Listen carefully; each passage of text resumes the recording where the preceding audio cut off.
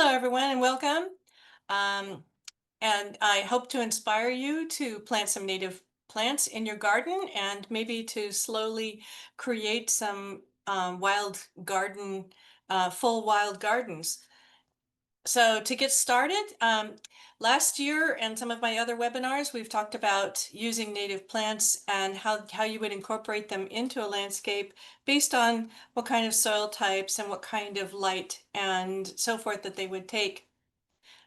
This webinar is going to be focusing on creating natural ecosystems so that all of the plants that you choose to go together belong together in nature. And I'll go into a lot more detail about that right now. But why would you plant California native plants instead of planting roses and rhododendrons and some of the plants that we've imported from China and even from the Mediterranean? What is the advantage of planting native California plants? Well, there are several, and we'll go through a couple of these. The first one is to restore natural ecosystems. Where our houses are built and where our suburbs have been paved over some of the wild areas, there used to be ecosystems that would support the wildlife and sustain the world. And it's a good idea to turn some of that space back into natural areas that can help to help the wildlife, the soil microbiome, and restore it a little bit closer to what it was before. The local wildlife, it's amazing what happens when you put in just a few native plants in your garden, the kinds of variety that you get in birds and insects that come through your yard, and you can really make your yard come alive. And this is more of a personal kind of a reason to grow native plants. Instead of growing exotic plants from other parts of the world, or planting palm trees and trying to make it look like Southern California, or planting something that grows more in the East Coast, planting things that grow in our state, in our area, connects you with the surrounding areas and makes it feel like you're a part of California, which is it's a more of a personal feeling. And then there's the benefits of using less water, reducing maintenance, because these plants are adapted to California. California has a unique climate that is very dry in the summer, and we get all of our water in the winter. And we can bring in plants that are adapted to our specific climate. And pollinators. We've talked a lot about pollinators recently. Um, it's almost become a catchphrase, but we do have a number of native pollinators that are not getting the kinds of flowers that they need for nectar. These are some of our local nectar flowers. Now, I will tell you at this point that I am not a purist as far as using native plants, and we can talk a little bit more about that in a minute. But I do bring in the hybrids because we're talking gardens. We're not talking about recreating exactly what's out there. We're not restoring wild areas. So you will notice that these are hybrids that have been developed for home gardens. So we have a penstemon, we have some monkey flower in the back, and then this is the San Bruno Mountain golden aster. I've got another slide of this. It's excellent. All of these are going to be feeding the local bees, the local other pollinators that are adapted to these types of flowers and adapted to the bloom times. And you'll see that there's a lot more activity when you plant native plants. Host plants are a whole other category, because a number of butterflies, moths, and other pollinators are specialists. They have to have a specific kind of plant to lay their eggs on and have their caterpillars grow on before they can evolve, so before they can become adults. So I'm sure that you're all familiar with monarchs and butterfly weed. We have several kinds of butterfly weed native to Contra Costa. Um, they're very particular. They only like butterfly weed. We will not have any monarchs if we don't have any butterfly weed. And then there's the pipevine swallowtail, which is absolutely gorgeous, and it does very well in this area. Um, and they will only lay their eggs on pipevines. So the more of those we have in our area, the more of these beautiful butterflies we'll have.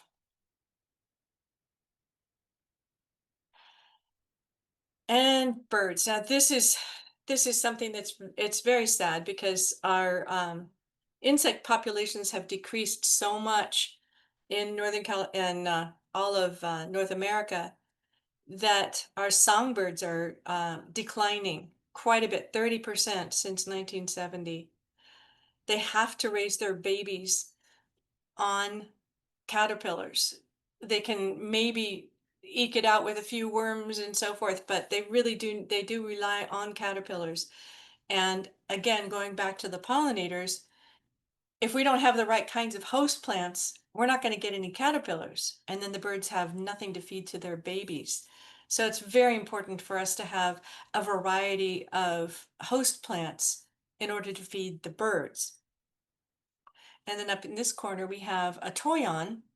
Toyons produce fruit at just the right time for migrating birds to get nice and fat and healthy. It has the right blends of proteins and carbohydrates for them. There are a number of native plants that have some great berries. Red berries are one of them, and some Catalina cherries. There are a lot of them that have berries. These berries will also feed the birds, really fatten them up so that they can complete their migration. And we can't forget that people have to have a habitat too. And so I'll be talking about how to make a garden appealing for people, and how to make it look like a garden rather than just a piece of wild space that was plunked down in the middle of suburbia. So there is a balance and maybe more of a scale of really controlled to um, really super wild, and I try to keep it more toward the controlled end because we do want a garden that we're going to be able to enjoy, go out, sit on a bench, sit on a chair, look at the views across from this side or from that side, and have some beautiful views from inside. You want privacy from the streets and from the neighbors.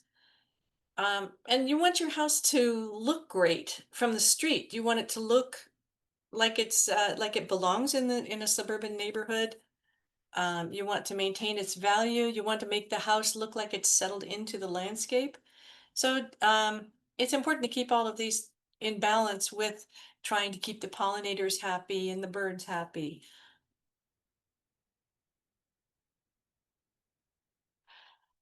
So at this point, I like to just go over what is a native plant, because there are a lot of definitions of what it is a California native plant. You could define it as anything that naturally grew in California before the Spanish came in to California. You could define it as anything that grows right here, used to grow right where your house is. You could be that um, restrictive, and that's an excellent way to go. You could restrict it to plants that have grown naturally in the wild, or you could include all of the hybrids that have been developed from native plants. So here we have, this is a local coral bells growing on Mount Diablo. It's really beautiful, by the way, and little tiny plant. This micrantha is beautiful and has little tiny flowers. Um, Gorgeous plant, but it doesn't have a whole lot of color. And this is the Heuchera maxima, which grows naturally, but only on the Channel Islands naturally. And it's a really big plant. It's really easy to propagate and it has these lovely big chunky flowers, but it doesn't grow in Contra Costa naturally. And then these are the nursery fluff things that you just have so much fun visiting the nursery and picking out all of these gorgeous leaves, which you can include. The pollinators don't seem to mind. The hummingbirds will still go to the flowers. It's not going to be as adapted to Contra Costa, but I do include a number of cultivars when on my lists because I feel like we need to lean a little bit more into the garden aspect of it. But if you're a real stickler and you stick to the plants that are local just to this area, you will have greater success because these are more adapted to your particular microclimate. However, many times it's going to be a little bit wilder looking. So this is how this is organized. We're going to be talking about plant communities. Now, plant communities are groups of plants and actually all of the animals and the pollinators, all the little insects, everybody that kind of grew up together. So these are plants that have been adapted to a specific region, a specific type of soils, water, and so forth. And they've adapted to this over thousands of years. We're going to define this a little bit more loosely because, as I said, we're leaning more towards garden, a little bit less toward restoring natural wild areas. So they have similar conditions of light. A plant community is going to have a similar amount of sun or shade, and also, let's see, uh, soil. They're going to either have sandy soils or clay soils. They're going to be well drained, or they're going to be more retaining water. And they're going to get the same amount of water. So in the wild, this would be rainfall would be similar. And also the humidity in the air would be similar. And temperature, which is a bigger factor than you might think. A south-facing slope on our natural hills around here is going to have very different vegetation than a slope that's facing to the north, where it's cooler and a little bit damper. So you'll see completely, like as soon as you go up and over the ridge, you're going from chaparral or grassland on the hot side to shaded woods where you're having some madrones and oaks and some bay trees on the north side. So temperature is also going to be a factor in how you decide what your plant community is going to be. And as far as houses go, on the south side of a house with some reflected heat, especially if you have a slope that's facing that way, you're going to be choosing really different plants than you would if it was on the north side of the house or the east side of the house where it's a little bit cooler. But this is how plant communities have developed in relation to the kind of conditions that they're dealing with. And they've all sort of grown together in that one area. They belong together. And this is something that's a little bit different, but you may come across this as an region. Um, Ecoregions are defined by their similar geology, so they have similar kinds of rocks that develop into the soils. They have similar depths of soils and climate, of course, the temperature and the water. But this part is very important because we're covering Contra Costa County. And we essentially have, well, there are 4 different zones. Um, Although I generally lump central and south together, these are very important because a plant that can grow in in the sun in the west, say you put a coffee berry out in in the sun in the west, I would say hot, but if you put it in say Richmond, you could put it out in the sun and it would be very lush. You put it in the central section, and it's going to need a lot more water, and it's going to look a little bit stressed. So you're going to want to put it in a little bit of shade. So some of these plants, you have to treat them as if they are um, living in next to the bay or next to the coast by giving them a little bit of afternoon shade, a little bit more maybe water, and make them feel like they are next to the fog belt if you want them to do well. And it's worth it for some of these plants. And then on the east, in the east part of Contra Costa, you're going to have some sandy soils. It's going to get a little bit hotter in the summer, and it's going to be a little bit drier. So there again, you're going to have a shift in the types of plants you're going to be choosing. They're going to need really fast drainage. They're going to be able to tolerate a little bit less water and a little bit more heat and a little bit less humidity too. But we'll go through that as we get to the individual plants. Now, plant communities, we've gone over, they have like similar light, similar soil, water, and temperature, and they create a healthy biome, which is the plants, the insects, the fungi, and all of these organisms, they all evolved together over thousands of years, and they form this sort of a little kit that all belongs together. We're going to try to recreate some of those. There's a ceanothus frosty blue. Okay, so I'm trying to break this down for you, and there will be questions, I'm sure, and that's fine. I love to answer questions. We'll have two places to answer questions about the plant communities and choosing plants. Um, so we'll start off with some of the pointers on how to design with a plant community. When you do focus on building a community of plants, you're going to have healthier plants because you're choosing them for the specific microclimate, and because they support each other as far as the humidity and the soils and so forth. Um, this is, of course, my focus is on cohesive design. Everything will look like it belongs together. And that's really fun because if you're telling a story with your design, if you're building a story with your garden, then it's going to really feel like it all belongs together. And when someone walks through your garden, they're going to really feel like it makes sense. So that's one of my focuses.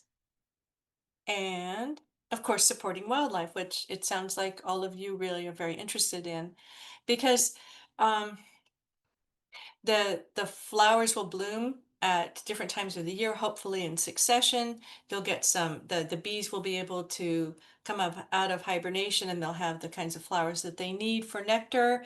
They'll have the habitat that they need. They'll have the hollow stems to raise their young.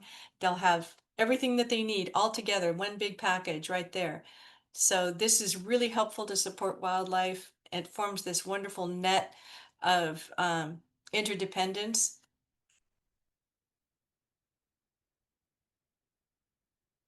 And we're back to the water needs and light. I know we keep this is one of the things that we really drill in, because a garden is never going to look good unless the plants are healthy. That's the number one. You could design the most beautiful garden in the world on paper, but if the plants are not thriving, it's never going to look good. And if they're not thriving, it's not going to be a great place for wildlife either. So we keep coming back to the same four conditions here, that you want to match the plants to whatever site you have. You want to assess what kind of site you have, if it's hot or cold, sun, shade, and how much water you're planning to put on it and how much water it naturally gets. Take a survey of what it is that the site conditions are right now, and then make your plants match the site rather than trying to just keep adding soil amendments and water and so forth to make the site match the plants. You're going to have much healthier plants, and you will have lower maintenance. So Then you have to choose a plant community, and we'll talk about some of the ones that are common in Contra Costa. So here are four really common plant communities in our county. There are more um, subtypes, but uh, these are the main communities that we have. There's the woodland, which is we have several different kinds of oak woodlands. We have blue oaks on some hot steep hillsides. We have valley oaks, and we have the live oaks, of course, forming these beautiful plant communities. We also have some maples, beautiful. It's a major part of our um, our county. The grasslands are of course major. We see them up on the hills. We see them everywhere. We're not going to be talking much about the grasslands this time, but the soils tend to be hotter and shallower, and you have other factors to deal with. You have a lot more exposure, and we do have some great plant lists. If you fill out the survey and you get the plant list, you can see some of the plants that will do well in the grassland. There's a riparian, which in Contra Costa tends to be either the grassland coming down into right by the streams, or it's a lot of thickets. So you'll have snowberry and wild roses and of course blackberries that come down over the streams. So the riparian plant community, I would do sort of a more idealized version of that, and we'll talk a little bit about that, but that's not going to be one of our focuses today either. And then we have the chaparral, which is going to be out in the heat. It's generally going to be on a slope, so it has good drainage. It is typically made up of shrubs, a few trees, scrubby trees, but mostly shrubs, and it's out in the hot sun. So today we're going to be talking about woodland, which is going to represent a sort of a shady area, and the chaparral plants, which is going to represent the sunnier areas. And now we're going to get into the plants, which is the fun part. So first, we're going to talk about the woodland plant community. This is Shell Ridge, by the way, in case you were wondering. It's a gorgeous walk, Indian Creek. Typical trees in woodland plant communities, they're going to be several different kinds of oaks. We've got buckeyes.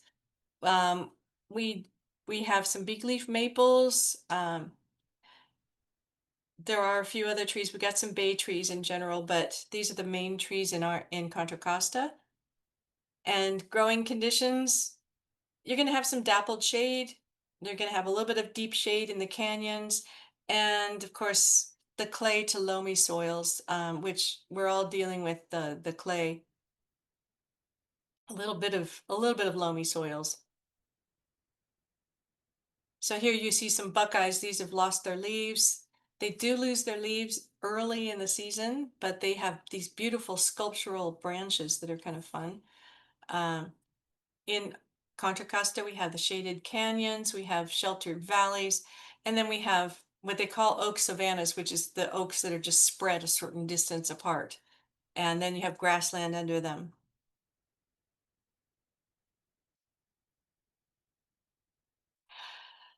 Okay, so understory trees, these are some plants that we can grow in a little bit of shade. And they're going to be, if you have oaks, or even if you have some established non-native trees, we can still treat this as a woodland for Contra Costa. Vine maples are a beautiful substitute for Japanese maples. They're a little slower growing, and you do need to train them when they're young, but they do have the beautiful fall color, and they have really beautiful big leaves. The California hazelnut is a little bit harder to get in the trade, but the way that the light filters through the leaves and it lights up like a stained glass window is just really fun. And the leaves are soft and fuzzy. And then there's buckeye, which is not often used in home gardens because it does lose its leaves. But if you have an appreciation for the silver, um, than the silver branches, then you're good to go because these are very easy to grow from seed, and the leaves are absolutely beautiful, really, real intense green, and the flowers smell like plumeria blossoms. Here are some keystone plants. If any of you have been following Doug Tallamy, he designates certain plants as keystone because they are so important to the ecosystems of various areas. And oak trees are always going to be at the top of that list because they support just about every kind of wildlife you can think of. And the pollinators, the list just goes on and on about how many pollinators it supports. So if you do have an oak tree in your area, that's wonderful. And that is going to bring in a lot of the wildlife. But they are very big trees and they are not often suitable for home landscapes. There are some smaller oaks that you could bring in, some scrub oaks, but in our area, the basic trees, I'm listing a few of them, um, they tend to get a little bit too big. But if you have an oak tree, um, I'll show you how you can garden under it and actually add on to that keystone feature, to support the pollinators in other ways as well. The holly leaf cherry, I put that there. This is from the Geringer garden that we've been working on in Concord. And we've been testing this out. Beautiful screening plant, really lush green leaves. It does produce little berries, which are technically edible, but I tried one and it wasn't very good. And but it has a beautiful lush green leaf and it's a great substitute for something like a privet, which is not is invasive and really not a great selection for home gardens. Now I have a category when I'm doing design, I make lists of plants that I can draw from later as I'm putting together the planting plan. I generally do the screening plants and then I have backbone plants, which are going to give you your structure. You really need some heavy greens to show off some of the flowering plants. So here are some of the ones that I would choose for home gardens. Toyon it keeps showing up on all the lists because it'll grow in shade, it'll grow in sun, it'll grow with no water, it'll grow with water. It's whatever you throw at it. It's an absolutely wonderful plant. It really supports wildlife. Excellent. You can prune it, you can leave it, you can grow it as a tree. It's an all-purpose plant. Um, this this sage, Dara's Choice, is one of my favorites to grow because it has a little bit more of a green hint to the leaves. It's not quite as silvery as some of the other sages, and it tends to stay under 2 feet and grow about 6 or 8 feet wide. So it's a great one for covering a lot of ground really fairly quickly. It has a little bit of a scent to it, but it's not overpowering. But Dara's Choice likes a little bit of shade. It's one of those that you want to make it feel like it's out by the coast. So just a little bit of afternoon shade, no heat. And it's just a really lovely plant. Beautiful flowers, the pollinators love it. Um, and it does very well in Contra Costa. And then down here we have the California coffee berry. This is another picture from our demo garden. We've had really good luck with that. It grows very quickly. It has these lush green leaves. You couldn't really beat it with any imported plant. And this is native to Contra Costa, although the native version of it tends to be a little bit kind of scraggly. The Eve Case, Leatherleaf, there are some other hybrids that are wonderful selections for a home garden. Look very neat and tidy, and you can prune them. And they do have berries, which you can eat if they're not delicious, but you can process them and cook them. And there are a number of ways that you can use the berries if you want to. But mostly it's just grown for these beautiful green leaves. Again, a little bit better in some light shade. You can grow it out in the heat, but the leaves are going to get small and kind of curled. And Really, they look much better in shade. So that's why it's in the woodland section.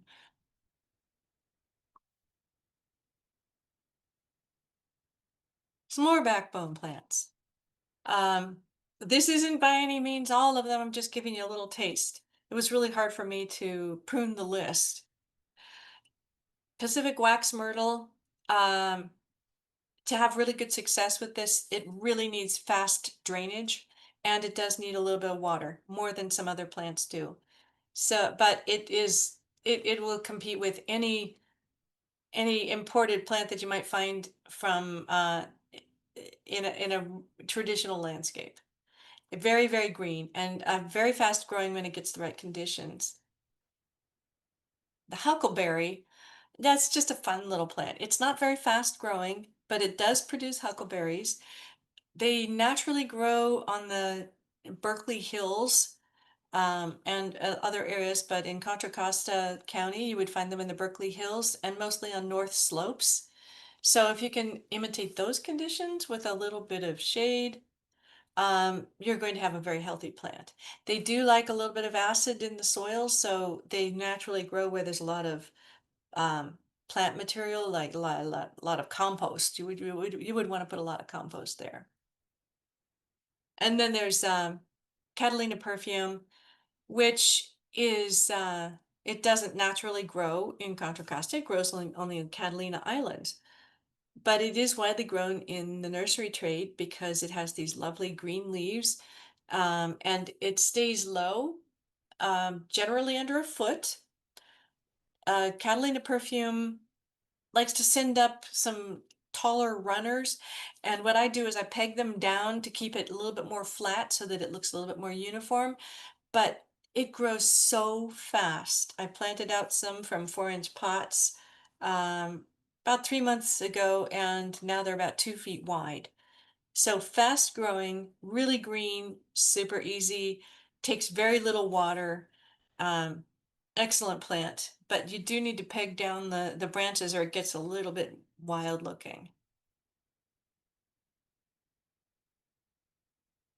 Some of the flowering shrubs, these are all found in Contra Costa in near streams in a little bit shaded riparian areas more than out on the slopes.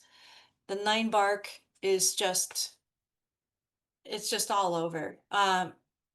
It forms these big thickets in say in Redwood Park, which is not part of our county, but on the hillsides, in the shaded canyons, we do have nine bark, and it's beautiful leaves, really gorgeous leaves. That's its main attraction. The flowers are pretty, but it's mostly the leaves.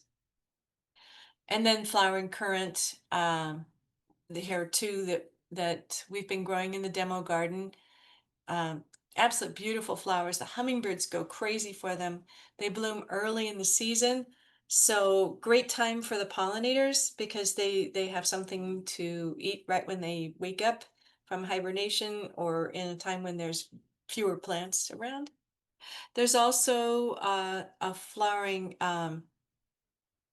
gooseberry, which is naturally found on Mount Diablo, and it has red flowers that hang down the hummingbirds really love that too. It blooms around Christmas time, and that does occur naturally, but it has a little bit more of a thorn to it, so I don't normally grow those in home gardens, but if you exfoliate it and like flatten it on a fence, it really does give you a really nice show in the middle of winter.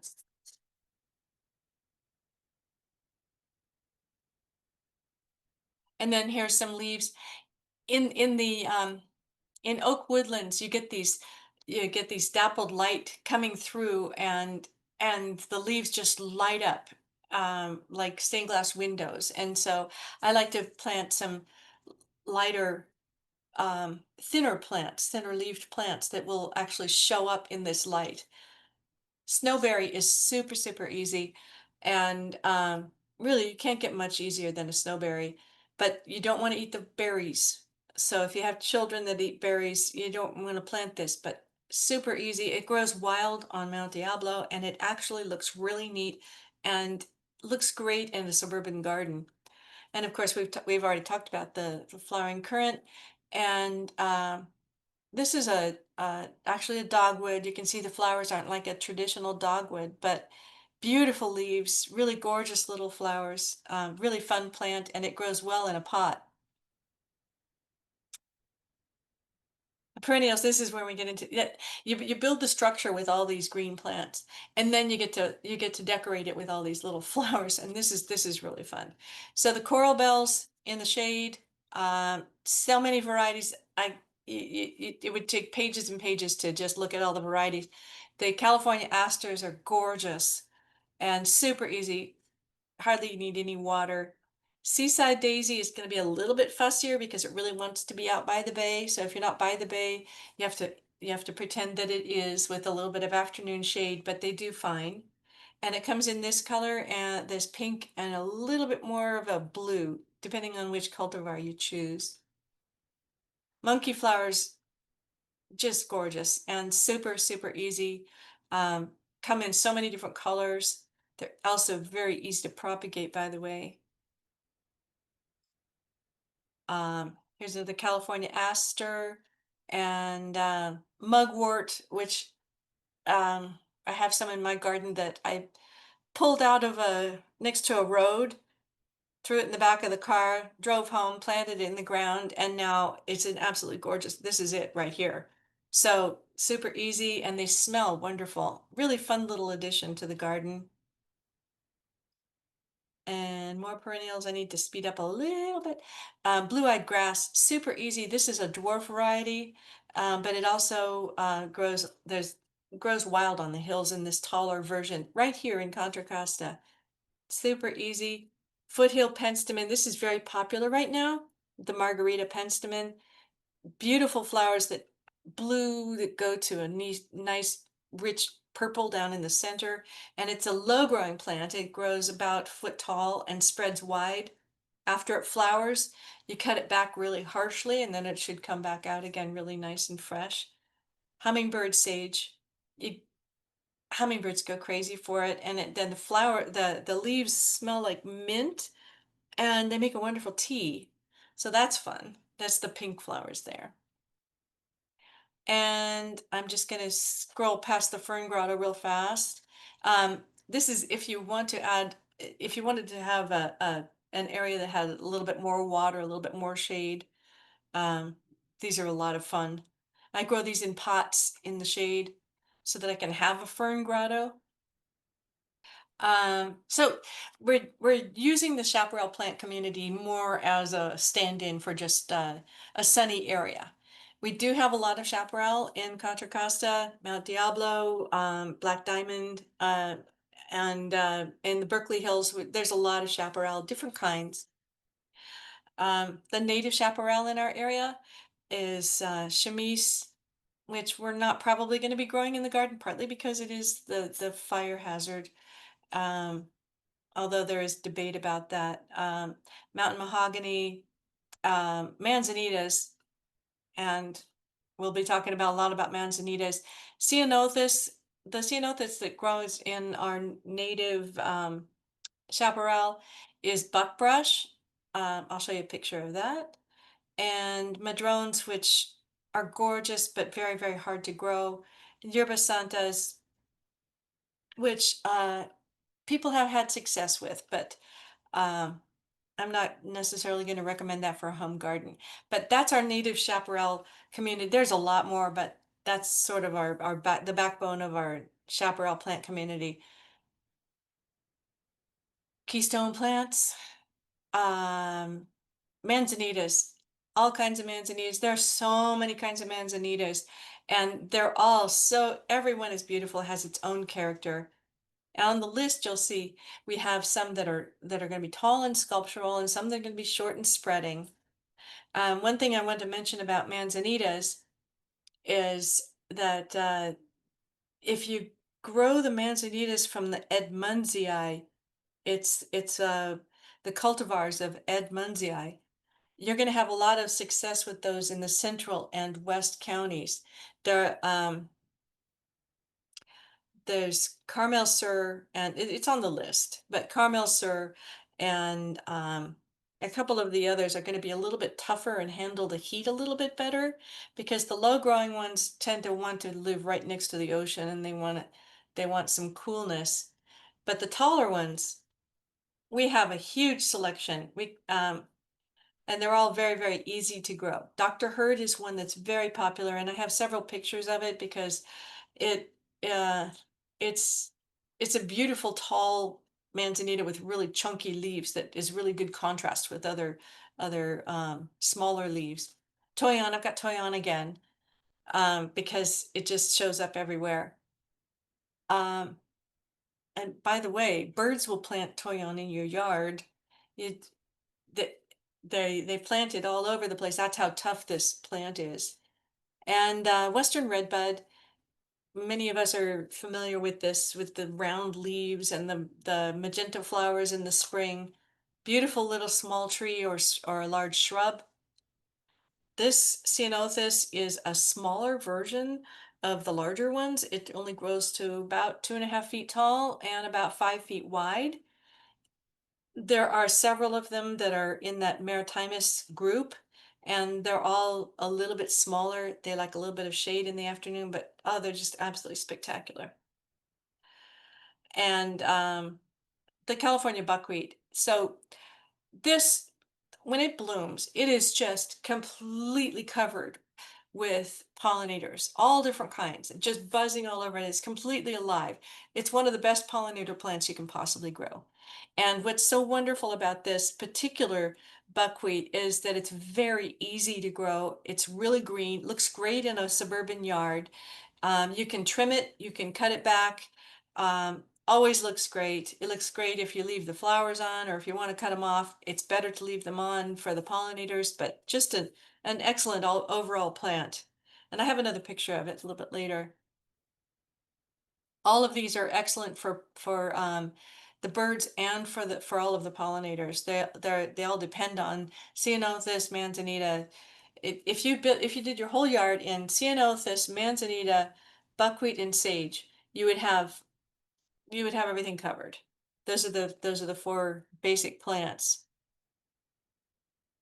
Um, so there's the Dr. Hurd with some light shining through the leaves, so you can see how rich that looks. Sunset manzanita comes up several times because it is adaptable to suburban gardens and real nice dense little shrub. It will eventually get big, but you can trim it so it's great in suburban areas. And then on the left we have uh, pigeon point coyote brush, uh, which is really not used as much as it could be because people don't realize you can cut it back really, really hard and every winter, and then when it grows back out every spring, it looks like boxwood. It's just really, really rich looking.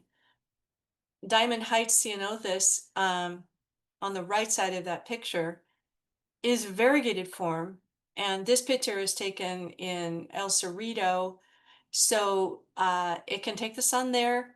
In the central and west counties, you would need to plant that in the shade. If you come to the demonstration garden, you can see one growing in the shade, and it looks really, really rich and lush. It doesn't bloom a whole lot, but it has beautiful leaves. So that's not going to be as great for pollinators, but a great landscape plant. And then the Ceanothus Yankee Point on the left, which has been in the landscaping industry for as long as I've been doing this. And it'll take just about any kind of garden conditions that you can give it. It grows wide, it has a nice green leaf, it blooms beautiful blue flowers. It'll cover a 10 feet. It in one plant will cover 10 feet in just a couple of years. Really fast growing. You can cut it all the way back to the ground and it'll come back out again. So really versatile shrub. I like to use that one in suburban landscapes for covering a big area. And look at how nice those textures are. You've got this real light green with a real fine leaf, and then you've got the variegated leaf, and then you've got that real rich, dark, heavy looking green leaf in the background. And just mixing those three plants, very simple, and yet you have a lot of drama there. Oh, that's the Pacific wax myrtle again. So I duplicated that one, but we do have sugar bush here. This is another plant that's not as widely planted, and it does very well in just about any conditions you can give it. It'll go take a light shade, it'll take sun, hot sun, water, no water, grows fairly quickly, and it's a beautiful kind of open structural plant. And the flowers, um, you can use them to make lemonade, so it's a fun little plant. You can grow it into a tree if you want to, or you can keep it short. There are people who have pruned it back into little hedges. Very versatile plant, worth looking for. Ah, sages. So on the left, I've already shown you my favorite, which is the Dora's Choice, but that one takes a little bit of shade. The Terraseca sage needs full sun. It grows a lot and very fast. And look at these gorgeous flowers, just covered with bees and all kinds of pollinators. Beautiful to cover a lot of space. It's a hybrid. Um, you could grow other black sages. There's some Cleveland sages, there's a whole bunch of different kinds, but those tend to get really woody and large, and I don't recommend them as much. I'm showing you plants that I recommend for gardens. The Terraseca is pretty good, but it does need to be cut back hard, at least once a year. So that would be a maintenance consideration. And then Bee's Bliss. Bee's Bliss stays low. It's a little bit silverier than the Dara's Choice. Um, it grows so fast that if you're planting shrubs at the right distance apart, and they're 10 feet apart, and you need something to cover the ground in between, in the meantime, you can plant one of these and the ground will be covered. And it has great flowers. The bees will love it, smells good. And then as the other plants grow in, then you can take out the bee's bliss if you'd like. It does need full sun. It doesn't do well in shade at all. Some more manzanitas. Oh gosh, I have this again. Um, so this is one of the low growing manzanitas. This particular one is emerald carpet. It tends to not do as well in the heat. It does very well by the bay, but as a substitute, you would do Carmel Sur if you're doing central and west counties. Look at these beautiful flowers. And imagine the bees going up. The native bees have adapted to buzzing them, like I said. And the imported bees will go up and just cut right into the back of the flower and get the nectar out that way. And the pollen, they don't care. They don't do it the right way. Okay. And some more ceanothus. This is the native buckbrush that I was talking about. So it is lovely and it's really pretty when you're walking up there. It's a big surprise because you, oh, who planted this beautiful flower here? But it's not as suited to our suburban gardens because it is big and a little bit more airy than we would like. We want something that's a little bit more compact and maybe a little bluer. So here's the dark star ceanothus. This one's really chunky. Really love this one as a large shrub. Gorgeous flowers on it, and it's really dense, so you get a really nice dense greenery the rest of the year. It's a great screening plant too, and it grows very quickly. And then here's a close-up of the Yankee Point. The leaves are big and green, so it blends in with other, if you're adding adding a native to your garden, this is a really nice one because it blends in with other sort of more East Coast plants. And there's my Valley Violet, which I keep showing because I love it. It's one of my favorite plants. And I've got some California fuchsia growing up through it. And this is to show the contrast in textures and how you can get some interesting drama just by combining some brilliant silvers against the greens. Right here we have the coyote brush, and then that's a white sage. White sages do get to be pretty big, so I don't normally use those, but this combination was so beautiful I needed to show that one off. And then the Artemisia californica, which is not really a sage, but it's called a sage. You can see that silver against the green. If you have that contrast between the silvers and the greens, you're going to it's going to add a lot of kind of texture and interest to the garden. You don't even need flowers. It's just nice big swaths of silvers and greens and different colors of greens. Here are some perennials in reds and yellows. So if you were doing a hot color scheme, you could do the false golden aster, um, California fuchsia, the woolly sunflower, and globe mallow. And these would all blend together really beautifully, making a nice hot colored garden. A note on the California fuchsia, you do want to get a cultivar, otherwise you're going to have it all over the garden and you're going to have, it's going to look a little weedy. So I do recommend that you get a cultivar. The bees don't seem to care on that one. They really do love the flowers and the hummingbirds go crazy for it. I like, it's on the list, but I like Select Mattol and a couple of the others that stay more compact and don't spread as much. And this globe mallow, it grows so fast and it's just super, super easy. All of these will take sun, um, very little water. So great. You could just mix these up and put that in your yard and then your yard will be content. If you want a softer palette, this is the bush lupin that I was talking about earlier. Um, Very easy to grow. It does need really fast drainage. It naturally grows on hillsides, so you'd want to emulate that. De la Mina, lilac verbena is really easy to grow and it's widely available in the trade.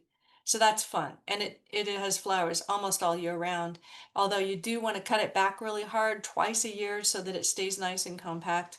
And it'll take any kind of pruning that you can give it. It's a little bit more purple than it looks in that picture.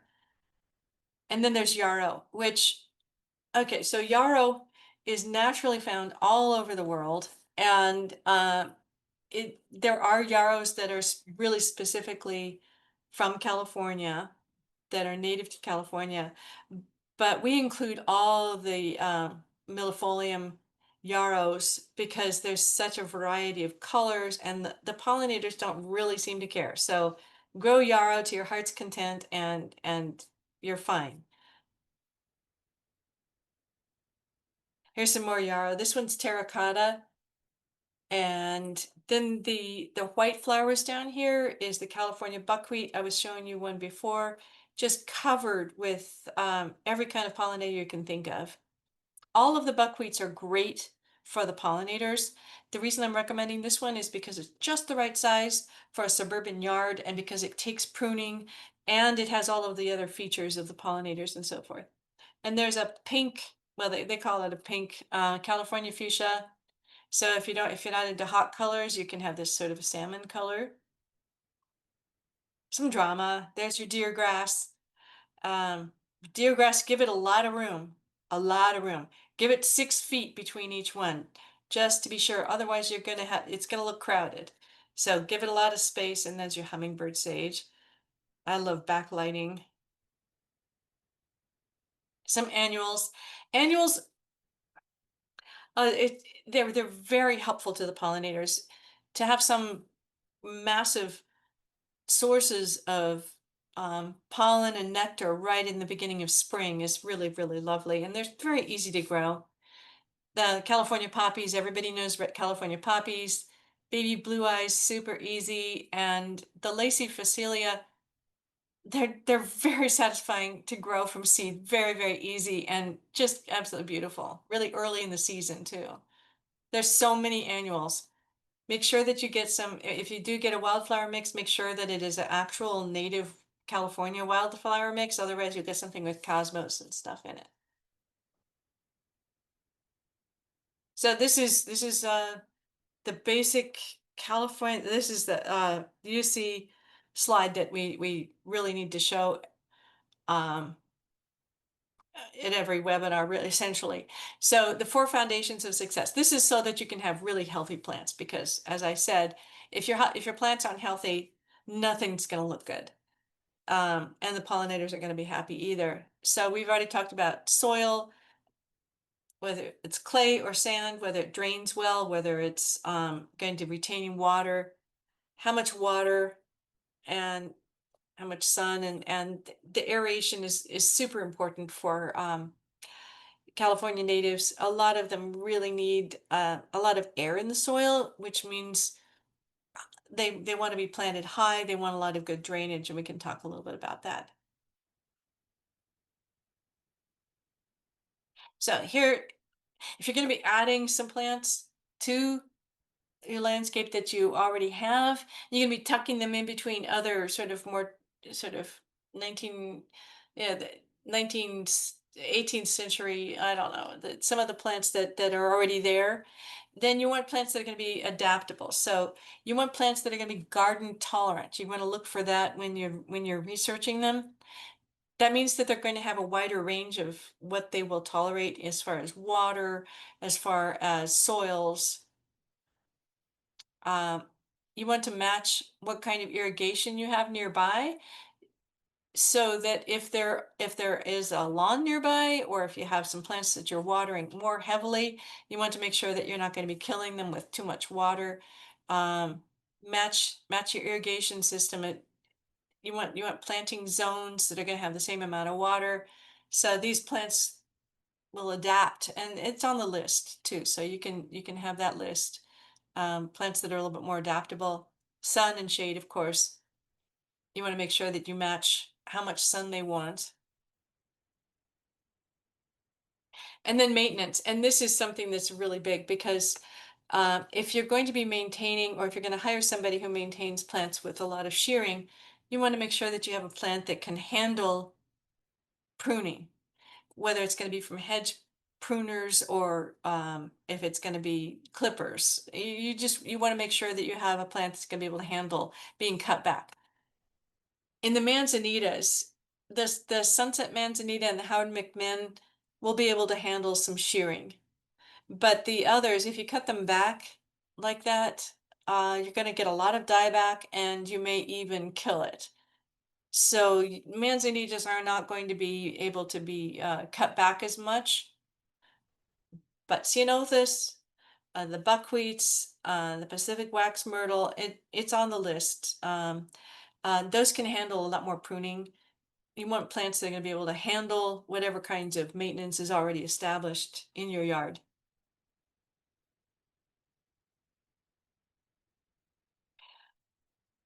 So if you have an existing woodland, you want to and you want to add plants to that. There's two different situations here on this slide. Under oak trees, you want to make sure that it's really dry in the summer. You can give it all the water you want in the winter, but in the summer you really need it to be dry. And you have the light shade and a little bit of sun, some dappled light. There are a couple of plants here that I've suggested. The wayside manzanita, which is more of a spreading, fairly tall manzanita. A lot of the manzanitas do very well under oaks. This Galvesia, the island snapdragon, it's a loose, airy plant that I've had very good success with. It grows very well under just about any conditions, with a little bit of shade, but not too much. Great plant, beautiful flowers. The hummingbirds are going nuts over that one. Coffeeberry is great under both of these, because they will take summer dry. Although the coffeeberry, we found, it looks a little bit more lush if you give it some water in the summer. So under the redwood trees, some of us have redwood trees in the backyard, and we're trying to plant under them. That's a whole that's a whole other situation, where you have really, really fibrous roots that are sucking up all the moisture. And you do have a lot of shade there. The best choice for planting under redwood trees is something that you can plant in one spot, and it'll grow out and spill out over the duff, and give you cover that way, rather than trying to plant a lot of little things. Ferns do very well under redwood trees, because they naturally do, and that's a deer fern, which does grow in our area. And then there are some very like this redwood sorrel and some other plants that just sort of naturally grow in the duff just on the surface, and those do very well too. But you're not going to be able to get away with a lot of plantings under oak trees because of their fibrous roots. So just keep that in mind. Just a few things that kind of just spread out like the gambella, the island snapdragon, or something that grows on the surface. And a couple of places you can tuck in some ferns or something. So how do you find these plants? So um, this is one resource. Cowscape.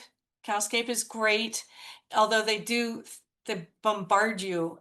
If you put in, I want something for the sun that's 2 feet tall that grows in this area, they'll give you 3,000 plants. So you'll have to do a lot of research if you do this, but it is a really good place to start, and it's lots of fun to try to find out what naturally grew in this area, what plants were right here where my house is, what plants were growing here. And they'll tell you all about the pollinators. It's a great resource. Probably many of you are familiar with this. A number of the nurseries also are great resources. We can't recommend specific nurseries, but if you look up online, um, many of them will have websites, and they do give you some information also about the specific plants that they are selling.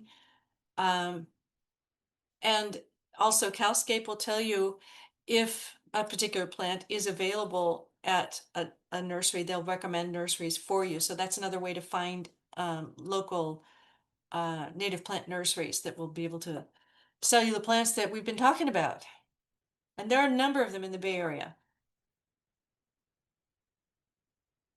Couple of little tips. When you're planting a native area, it's nice to add some rocks or some structure to give it a little bit of form. In a formal landscape, you would have walls, you would have paths, maybe some straight edges, some curves of something that's really hard and rigid. If you're doing a natural garden, similar thing, but you're using rocks, you're using mounds, you're using soils, and maybe you're building a rain garden that kind of swoops through and gives your eye something to anchor on. You can also add structure by massing the plantings rather than just scattering them about and planting one of each, which is fun, but it doesn't give you that kind of a garden feeling. It doesn't, it's more of a botanical garden. And successful planting, if you plant in the fall, you will have better success. You can plant now, but it's not going to give you you're gonna have to fuss over them, and it's just gonna be a lot harder to maintain them. Give your plants as much room as they say on the websites. Believe them when they say something's gonna be 6 feet wide, because it will be eventually. Just plant annuals and other fun little things in between until it grows in. And water carefully at the beginning.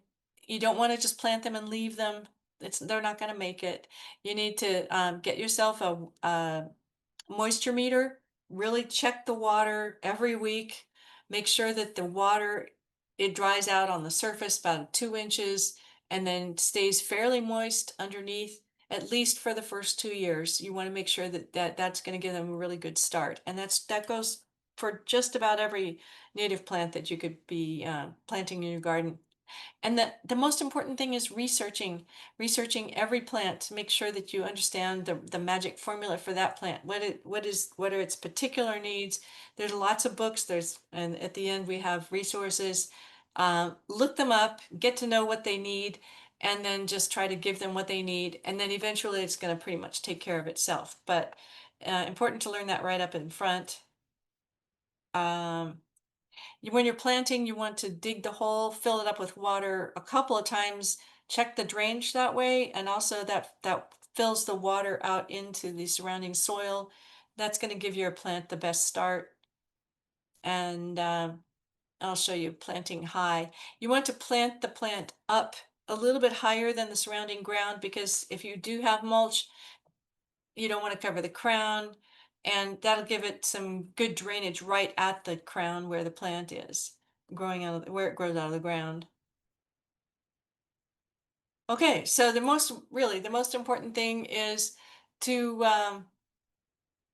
plant in natural communities so that they feel like they belong together, and so that the native pollinators have right amount of food at the right times of year, and also it's just more beautiful. And really plan ahead to match your plants to the site so that they're healthy and so that you have less maintenance and less irrigation, and maintain the plants in the way that they need, trimming only the plants that can be trimmed, and give them the right amount of water. And we're going to have to go rather quickly here. Um, the garden tours are great for learning about native plants and demonstration gardens. There are a number of them in our area, and we'd love for you to come by the Geringer Garden in Concord.